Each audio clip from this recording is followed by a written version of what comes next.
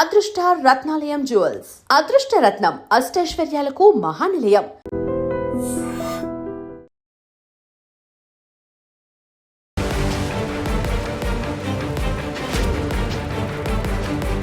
నమస్కారం, welcome to iDream media. నేను మీ సంగీత. ఒక వ్యక్తి తనకు ఎంగేజ్మెంట్ ఉంది, నాకు లీవ్ కావాలి అని చెప్పేసి వాళ్ళ బాస్ను ఒక 2 నెలల ముందు నుంచెల్లే నాకు లీవ్ అవసరం పడుతుంది అని చెప్పేసి అడుగుతూ వస్తూ ఏదైతే వర్క్ ఉంటుందో ఆ వర్క్ను మొత్తం కూడా షెడ్యూల్ చేసి పెట్టేసేయండి, ఏది కూడా పెండింగ్ లేకుండా చూసుకుందాము అని చెప్పేసి చాలా క్లియర్గా చెప్తూ వచ్చాడు. వచ్చిన తర్వాత ఇంకా అదంతా కూడా ఉంది కదా, ఇంకా టైం ఉంది కదా, ఇంకా 2 months ఉంది కదా అని చెప్పేసి అతను అలా ప్రొలాంగ్ చేస్తూ రావడం జరిగింది. తీరా అతనికి ఇంకా ఎంగేజ్మెంట్ ఇంకొక 2 daysలో ఉంది అనగా నాకు లీవ్ కావాలి, నేను వెళ్ళిపోతున్నాను అని చెప్పేసి అడిగితే వెళ్ళిపోవడానికి లేదు, పెళ్ళేమి ఎమర్జెన్సీ కాదు, అదంతా ఇంపార్టెంట్ థింగ్ కూడా కాదు, ఉన్న వర్క్ అంతా కూడా కంప్లీట్ చేసే వీకెండ్ కాబట్టి వీకెండ్ వర్క్ అంతా కూడా కంప్లీట్ చేసిన తర్వాత నువ్వు వెళ్ళిపోవాలి అని చెప్పేసి చెప్పడంతో అతను చాలా ఆవేదనకు గురయ్యాడు. అదేంటి, నేను ఎప్పటి నుంచో చెప్పుతున్నప్పటికీ కూడా నాకు బాస్ లీవ్ ఎందుకు ఇవ్వట్లేదు అని చెప్పేసి చాలా ఆవేదనకు గురైపోయి అతను రెడీస్ దాంట్లో కూడా అతని యొక్క ఆవేదన అంతా కూడా వ్యక్తం చేశారు. అంటే ఈ లెక్కను చూసేసుకుంటే అతనికి అది ఎమర్జెన్సీ కాకపోవచ్చు, కాకపోతే ఇక్కడ ఈ వ్యక్తి ఏం చేశాడు, గత 2 నెలల నుంచి ముందు నుంచే ఇన్ఫర్మేషన్ ఇస్తూ వచ్చాడు, నాకు ఎంగేజ్మెంట్ ఉంది, నాకు లీవ్ కావాలి అని. అతను దాంతోపాటు 2 కుటుంబాలు అంటే ఇక్కడ చూసేసుకుంటే కొన్ని వందల మంది కూడా ఈ యొక్క ఈవెంట్ కోసం వెయిట్ చేస్తూ ఉంటారు, అటు అమ్మాయి తరపున కానివ్వండి, ఇటు అబ్బాయి తరపున కానివ్వండి, వాళ్ళందరూ కూడా డేట్ రోజు ఎంగేజ్ అయిపోయి ఉంటారు. ఇకపోతే ఈ వ్యక్తి లీవ్ తీసుకొని అక్కడికి వెళ్తే ఎంగేజ్మెంట్ అనేది చాలా సవ్యంగా చాలా నీట్గా అయిపోతుంది. అలా కాకుండా ఎంగేజ్మెంట్కి వెళ్ళకపోయేసరికి వారు ఏదైతే ఉంటుందో బయట అందరికీ చెప్పుకున్న విధానం కానివ్వండి, అదేవిధంగా బంధువులకు ఇన్విటేషన్స్ కానివ్వండి, ఇవన్నీ ఇస్తూ ఉంటారు కదా, దాంతోపాటు క్యాటరింగ్ ఇవన్నీ ఖర్చులకి ముందుగానే కొంచెం అడ్వాన్స్లు ఇవ్వడం కానివ్వండి, ఇవన్నీ మనం చూస్తూ ఉన్నాం. ఎంగేజ్మెంట్కి ఈ మధ్యకాలంలో అసలు వీరు లెవెల్ చేసుకుంటున్నారు. అదేవిధంగా పెళ్ళి అయితే ఇంకొక పెద్ద వేడికే. అలా చేసుకుంటున్న సందర్భంలో అసలు పెళ్ళి ఒక ఎమర్జెన్సీ థింగ్ కాదంటే పెళ్ళి ఎమర్జెన్సీ థింగ్ కాదు, అదొక బ్యూటిఫుల్ థింగ్ ఇన్ లైఫ్, అదొక మంచి మూమెంట్ అన్నట్టు. దానికోసం అతను లీవ్ అడుగుతున్నా కూడా ఇవ్వకపోవడం వల్ల అతను ఆవేదన వ్యక్తం చేశారు. దీన్ని ఏం చేశారంటే లీగల్గా చూసుకుంటే హరాస్మెంట్ కిందికి రావడం జరుగుతుంది, మెంటల్గా హరాస్మెంట్ చేయడం, అతను చెప్పినా కూడా అతనికి ఇవ్వకపోవడం. దాంతోపాటు మనకు ఆఫీస్లో కంపల్సరిగా మంత్లో ఇన్ని లీవ్స్ అనేది ఉంటుంది, సంవత్సరం పొడుగున మనకు ఇన్ని లీవ్స్ అనేది ఉంటుంది. వర్కింగ్ అవర్స్ కూడా కొత్తగా కూడా లేబర్ కోడ్స్ అనేవి కూడా రిలీజ్ చేయడం జరిగింది. ఒక వ్యక్తికి ఒకవేళ అత్యవసర పరిస్థితులలో లీవ్ కావాల్సి వస్తే కూడా ఇవ్వాలి అని చెప్పింది. దాంతోపాటు ఎన్ని అవర్స్ వర్క్ చేయాలి అని చెప్పేసి చాలా క్లియర్గా మెన్షన్ చేశారు. దాంతోపాటు వారిని మానిటరింగ్ చేయొద్దు అని చెప్పారు, వారిని ప్రెజర్ చేయొద్దు అని చెప్పారు. చాలా వరకు ఆ కోడ్స్లలో చూసుకుంటే లేబర్ కోడ్స్లలో చాలా వరకు మార్పులు జరిగాయి. దాంతోపాటు అలాగే యాజమాన్యం కూడా ఎంప్లాయీస్తో మెయింటైన్ చేయాలి రిలేషన్షిప్ అని చెప్పేసి కూడా చాలా క్లియర్గా మెన్షన్ చేశారు. అయినప్పటికీ కూడా ఇలాంటివి చోటు చేసుకుంటే వారిని కనుక మీరు మా బాస్ ఇట్లా నన్ను మెంటల్ హరాస్మెంట్ చేస్తున్నాడు, మేనేజ్మెంట్ వాళ్ళు కూడా మాకు సపోర్ట్ చేయట్లేదు అని కేసు కనుక ఫైల్ చేసినట్లయితే వారికి మినిమం ఒక 3 years వరకు జైలు శిక్ష ఉంటుంది. దాంతోపాటు మీకు ఎక్కువగా వారి దగ్గర నుంచి కూడా ఫైన్ కలెక్ట్ చేసి ఇవ్వడం అనేది కూడా జరుగుతుంది. ఈ లెక్కను చూసేసుకుంటే ఎప్పుడైనా సరే మనము ఒక దానికి 2 నెలల ముందు నుంచి కానివ్వండి, 3 నెలల ముందు నుంచి కానివ్వండి మనం ఇన్ఫర్మేషన్ ఇస్తున్నప్పటికీ కూడా మనకు అక్కడ సరైనగా అది లేకుండా అక్కడ నుంచి బాస్ దగ్గర నుంచి ఇంకా ప్రెజర్ ఉండడం కానివ్వండి, ఇదంతా మనం ఓవరాల్గా చూస్తూ ఉంటాం. కంపెనీస్లలో మ్యాక్సిమం జరుగుతూ ఉంటుంది. నెల ముందు చెప్పినప్పటికీ కూడా అరే అనుకున్నాను ఇద్దాం అనుకున్నాను కానీ ఇంకొక ఎంప్లాయీ సడన్గా మానేశాడు, నువ్వు ఖచ్చితంగా రావాలి అంటారు. అదంతా కుదరదు. మీరు చెప్పారు, మీరు ముందుగానే దీనికి సొల్యూషన్ ఇంకొకటి ఏంటంటే మీరు లీవ్ లెటర్ ఏదైతే ఉంటుందో మీరు లీవ్ అప్లికేషన్ కూడా తీసుకొని అది మీరు మెయిల్లో, కంపెనీకి ఒక మెయిల్ ఉంటుంది కదా, ఆ మెయిల్లో మీరు ఫార్వర్డ్ చేసి పెట్టండి. మీకు ఎప్పుడు కావాలో ఆ తేదీ మెన్షన్ చేసేసి ఎప్పటి నుంచి ఎప్పటికనేది మెన్షన్ చేసి పెట్టండి. మీరు అది ఆల్రెడీ ముందుగానే ఇన్ఫర్మేషన్ ఇచ్చినట్టు. అది అప్పుడు ఒకవేళ రిజెక్ట్ చేయాలంటే వాళ్ళు అప్పుడే ఇమ్మీడియట్గా మేము కుదరదు అని చెప్పేసి అప్పుడు చెప్పాల్సి ఉంటుంది. దాన్ని లాగ్ చేస్తూ తీరా టైంకి ఇంకా రేపు ఎల్లుండి లీవ్ ఇవ్వాలి అన్న టైంలో ఇది కుదరదు, మేము ఇవ్వలేని సిచ్యువేషన్లో ఉన్నాము, ప్రాజెక్ట్ కంప్లీట్ అవ్వలేదు, లేదంటే వర్క్ ఇంకా కంప్లీట్ అవ్వలేదు, ఈ వర్క్ ఫినిష్ చేయాలని చెప్పడానికి లేదు. కాబట్టి మనం ఏదైతే మెయిల్ చేస్తామో అది మనకు ఎవిడెన్స్గా కూడా యూజ్ అవుతుంది. ఇకపోతే మీ బాస్కి ఒక మెసేజ్ పెట్టండి. ఎవరైతే మీ యొక్క టీఎల్ ఉంటారో ఆ టీఎల్కి నేను పలానా తేదీ నుంచి పలానా తేదీన లీవ్ తీసుకోవాలనుకుంటున్నాను, నాకు మీ పర్మిషన్ కావాలి అనేది ఖచ్చితంగా మీరు మెసేజ్ ఫార్వర్డ్ చేయండి. ఫార్వర్డ్ చేసిన తర్వాత ఆ మెసేజ్కి తను కంపల్సరీగా రిప్లై ఇవ్వాలి. ఆ తేదీలలో అయితే అసలు కుదరదు అని ఆ రోజే చెప్పాలి, లేదంటే నెక్స్ట్ డే రోజైనా కూడా ఇన్ఫర్మేషన్ ఇవ్వాలి. తీరా చూద్దాంలే అని చెప్పేసి అన్న మెసేజ్ వచ్చిందనుకోండి, అది మీరు ఖచ్చితంగా స్టోర్ చేసి పెట్టుకోండి. పెట్టుకున్న తర్వాత నేను ఆ రోజు చెప్పినప్పుడు మీరు ఎందుకు చెప్పలేదు, మీకు ఒకవేళ కుదరదంటే అప్పుడే చెప్పొచ్చు కదా, ఇలాంటివన్నీ కూడా అడగడానికి ఉంటుంది. ఇది కొంతమందికి విచిత్రంగా అనిపించవచ్చు, ఇది ఒక పెద్ద న్యూస్, దీన్ని ఎందుకు చెప్తున్నారు అని. కానీ ఇలాంటి హరాస్మెంట్ జరుగుతూ ఉంటాయి. కొంతమంది పెళ్లి చేసుకున్న 2 రోజులకే రమ్మంటారు ఆఫీస్కి.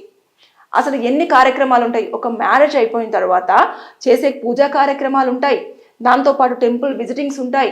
అంటే ఒక్కొక్క ఎవరి రిలీజియన్స్లలో వాళ్ళు కొన్ని సంబంధించినవి పెట్టుకుంటారు.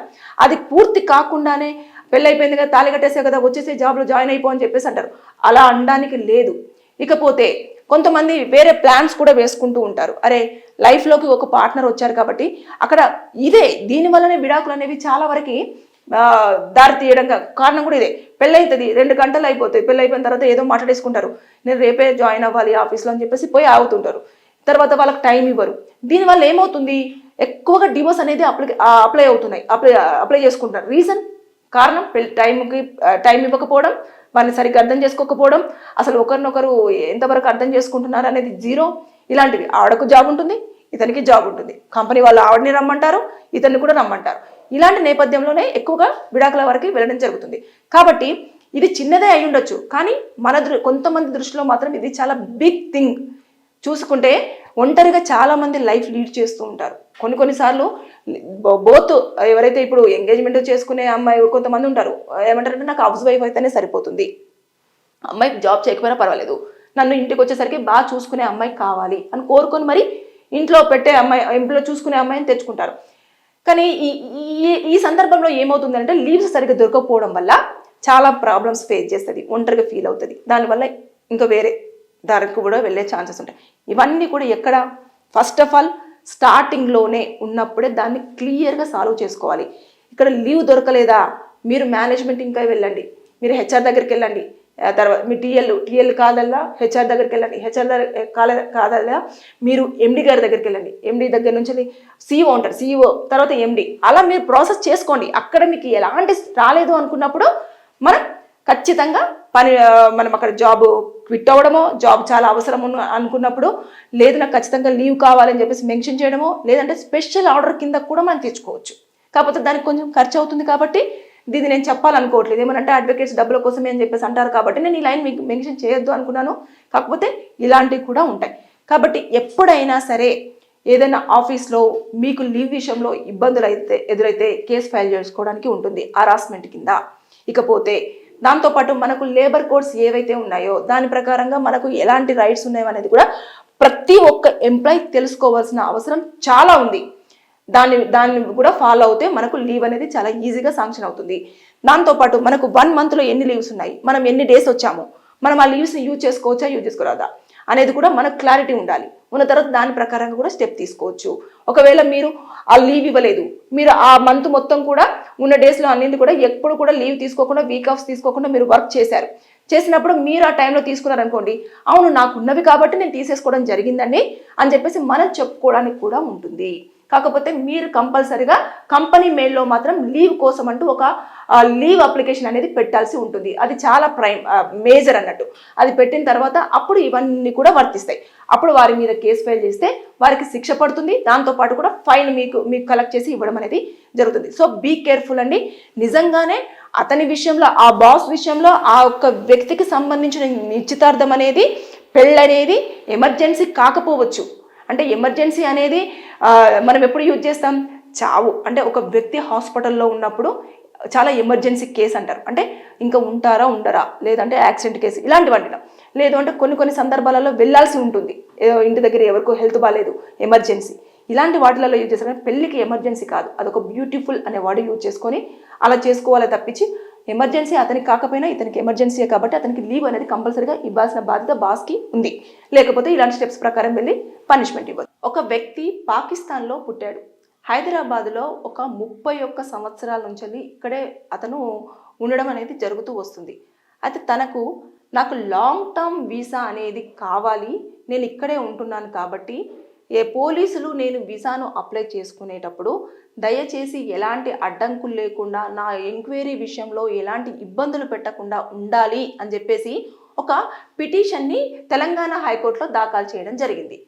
అయితే ఈ దాఖలు చేసిన తర్వాత ఆ వ్యక్తికి ఏమని చెప్పారు అంటే, మాకు ఎలాంటి రైట్స్ లేవు, ఒక వీసా ప్రాసెస్ చేస్తున్నప్పుడు వారికి ఎలాంటి టర్మ్స్ అండ్ కండిషన్స్ ఉన్నాయో దాని ప్రకారంగానే వారి యొక్క పనిని వారు చేసుకోవాల్సి ఉంటుందే తప్పించి ఈ వ్యక్తికి సంబంధించిన దాంట్లో వీసా ప్రాసెస్లో ఇలాంటివన్నీ మీరు చేయకూడదు, వీరిని ఇబ్బంది పెట్టకూడదు అనేది మేము సూచించలేము అని చెప్పేసి ఆ పిటిషన్ని పక్కన పెట్టడం అనేది జరిగింది.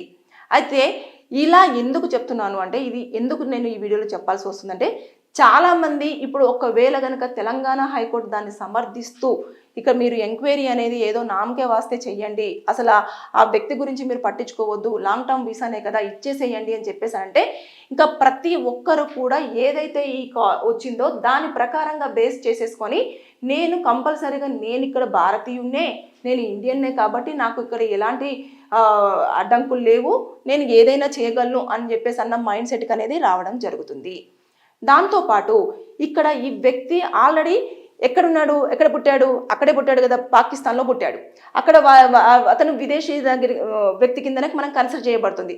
ఆ వీసా అనేది ఎప్పటికప్పుడు అతను రెన్యువల్ చేయించేసుకుంటూ అతను ఎన్ని సంవత్సరాలు అయితే ఉండాలనుకుంటున్నాడో అన్ని సంవత్సరాలు ఉండడానికి మనకి ఇక్కడ ఛాన్స్ ఉంది.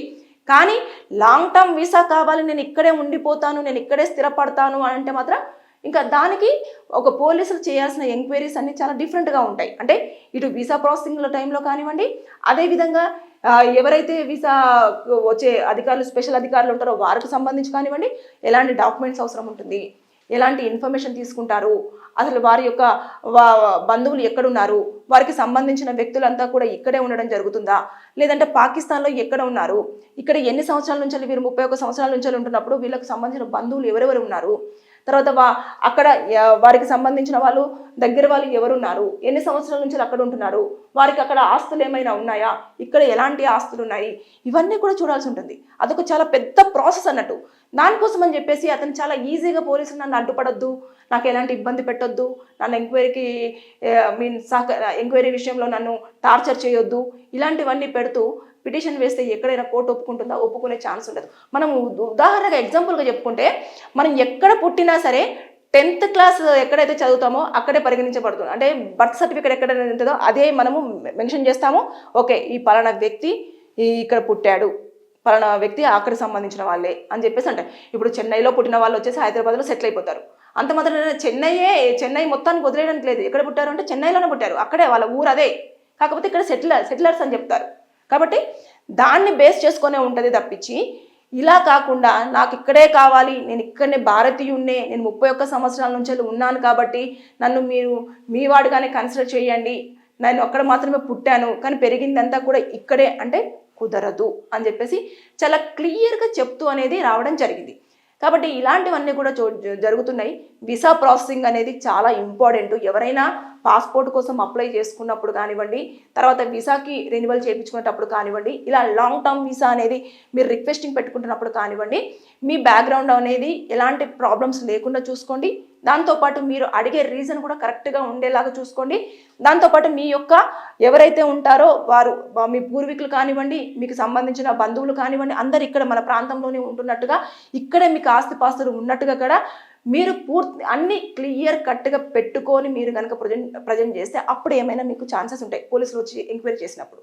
అంతేగాని మీరు కోర్టు దగ్గరికి వెళ్ళేసి అంటే ఇక్కడ ఏదో తప్పు చేయడానికి పోతున్నారు అన్న ఉద్దేశంతో వస్తుంది తప్పించి పోలీసులను ఎందుకు ఇన్వాల్వ్ అవ్వద్దుంటున్నారు అనేది ఆలోచనే తప్ప ఇంకేం ఉండదు. కాబట్టి ఇలాంటిది హైకోర్టులో ఇది కేసు రీసెంట్గానే పిటిషన్ వేశారు కాబట్టి దాన్ని పక్కన పడేసినారు. కాబట్టి ఇది మీ దృష్టిలో ఉండాలి అన్న ఉద్దేశంతో నేను చెప్పడం జరుగుతుంది. ఎక్కడ పుట్టినారో విదేశీ వాళ్ళు వచ్చేసి ఇక్కడ భారతీయులుగా సెటిల్ అవుతామంటే దానికి లాంగ్ టర్మ్ వీసా కోసం ఉన్న టర్మ్స్ అండ్ కండిషన్స్ అన్ని కూడా కంపల్సరీగా పోలీసులు ఫాలో అవ్వాల్సి ఉంటుంది.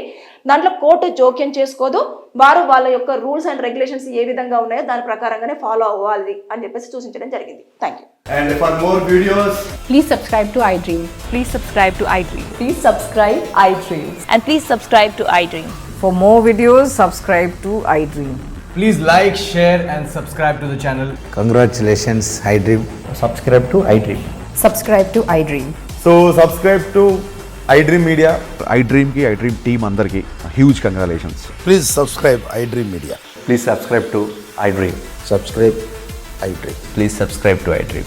iDream అంటే నా కళల ఛానల్ను సబ్స్క్రైబ్ చేసుకున్న నోరు తిరుగుతలేదు, మీరైతే గంట గుర్తు కొట్టండి. For more such videos, please subscribe to iDream.